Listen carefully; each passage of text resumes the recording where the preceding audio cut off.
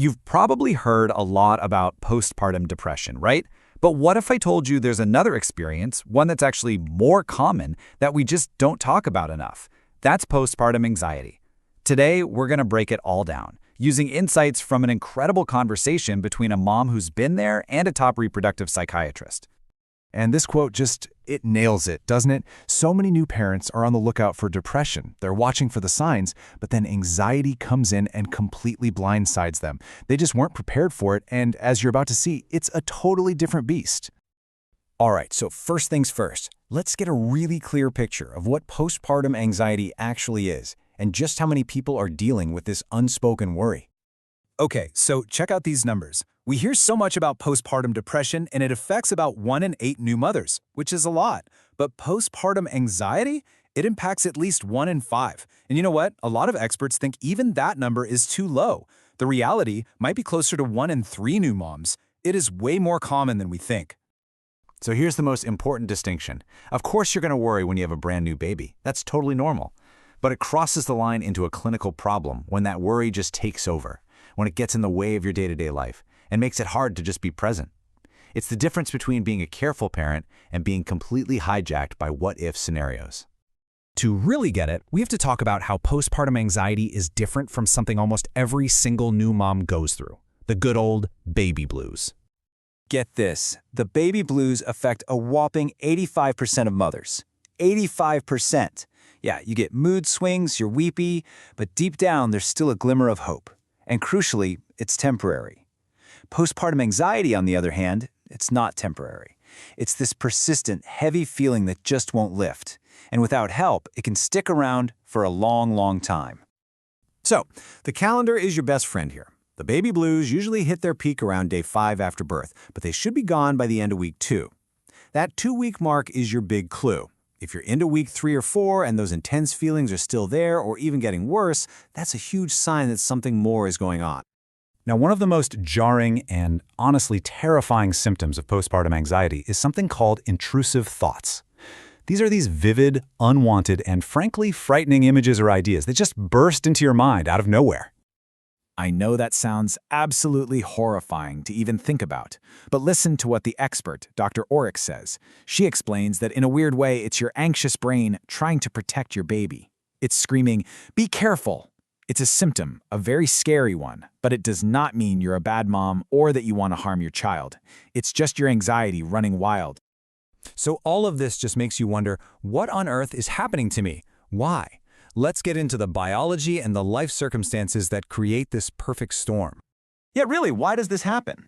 Understanding the why is so incredibly important because it helps take away the shame and blame that so many people feel.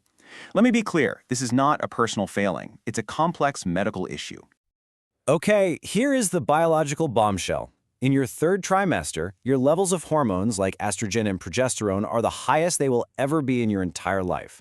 Then, after you give birth, they absolutely plummet. It is the most dramatic hormonal nosedive a human can experience, and it basically strips away your brain's natural armor against stress. And on top of that massive hormonal crash, you start layering on other things. Maybe you had a traumatic birth, or you've dealt with anxiety before. Maybe things are stressful at home, or you don't have a lot of help. It all adds up. It really is a perfect storm of biology and real-life circumstances. So, knowing all that, what can you actually do about it? Well, the answer really starts with being proactive, with building a strong foundation of support before things get really tough. Experts point to 3 key pillars for prevention. Number 1, build your village. Actively plan who is going to help you. Number 2, prioritize sleep. Seriously, it's not a luxury, it's a medical necessity. And number 3, fuel your body. You just went through a massive physical event, and you need good nutrition to heal. Listen to that. Support is literally the number 1 prevention tool, not a nice to have, the number 1 thing. We're not talking about fancy gear or a perfect nursery. The single best investment you can make is in your support system. Family, friends, maybe even a postpartum doula. We have got to throw out this myth of the superhero parent who does it all alone. It's just not realistic. Parenthood was never meant to be a solo sport. It's a team effort, and learning to ask for and accept help is absolutely fundamental for everyone's well-being. But you know what happens when you do all the right things and you still find yourself struggling? When you're right in the middle of it, what does getting help actually look like? The good news is there's a clear, well-researched path to feeling better. For mild to moderate symptoms, talk therapy is the evidence-based first step. And for more severe, debilitating anxiety, medication can be an absolute game changer, a tool to give you the relief you need to even engage in that therapy. Let's tackle a big fear head-on: taking meds while breastfeeding. The most common antidepressants, SSRIs, have been studied for years. The data shows that a tiny amount actually gets into breast milk, and they are considered safe. The real takeaway here is that the risks of untreated maternal anxiety are often far greater for both mom and baby. This is so important. We have to flip the script on this. There is zero shame. Reaching out for help, whether it's therapy, medication, or both, isn't a sign of weakness. It's a sign of incredible strength.